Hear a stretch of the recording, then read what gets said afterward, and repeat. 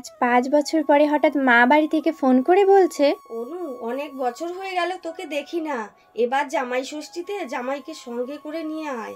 মায়ের এই কথাটা শুনে খুশি হয়ে আজ জামাই ষষ্ঠীর জন্যই আমি তৈরি হচ্ছি। এই 5টা বছরে প্রত্যেকটা দিন, প্রত্যেকটা মুহূর্তে বাবা মাকে আমি সব সময় মনে করেছি। তবে বাবা মায়ের অমতে বিয়ে করে যে ভুলটা আমি করেছিলাম, তার শাস্তি আমি এই 5 বছরে প্রত্যেকটা মুহূর্তে পেয়েছি। ওই যে কথায় আছে না, সর্বসুখী কেউ নয়, ঠিক তেমনই বর ভালো হলেও শাশুড়ির অত্যাচার আমিও সহ্য করেছি। হয়তো একটু সময় নিয়ে সবাইকে মানিয়েই আমার বিয়েটা করা উচিত ছিল। হ্যাঁ, আমি সুখী, কিন্তু বাবা মায়ের যে অভাবটা সেটা কখনো পূরণ করতে পারিনি। তবে এতদিন বাবা মা না থাকার যে যন্ত্রণাটা, সেটা আজ পুরোটাই পূরণ হয়ে গেল বাবা মাকে ফিরে পেয়ে।